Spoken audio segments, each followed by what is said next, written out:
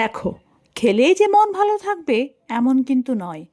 আমাদের পছন্দ মতো কিছু কাজ করলেও কিন্তু আমাদের মন ভালো হয়ে যায়।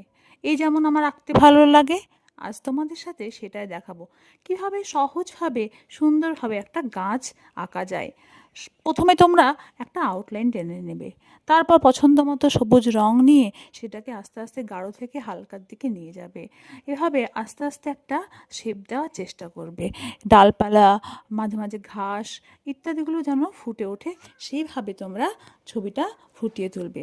দেখবে কত সুন্দরভাবে একটা গাছ সহজভাবে তোমাদের সামনে চলে এসছে। প্রথমেই হয়তো তোমাদের খুব ভালো হবে না, আমারও ভালো হয়নি, কিন্তু তোমরা যদি চাও তাহলে এভাবে আস্তে আস্তে করে নিজেদের আঁকা ইমপ্রুভমেন্ট করতে পারো।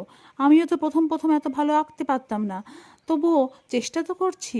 দেখো, হয়তো পছন্দ মতো হয়নি, কিন্তু দেখো অনেকটাই কিন্তু আমি গাছের আকার দেওয়ার চেষ্টা করেছি। এভাবে তোমরাও কিন্তু নতুন নতুন আঁকা এঁকে আমাদেরকে দেখাতে পারো। আমরাও ভালো লাগবে, তোমারও ভালো লাগবে, সবার ভালো লাগে। আঁকা জিনিসটা এমনই,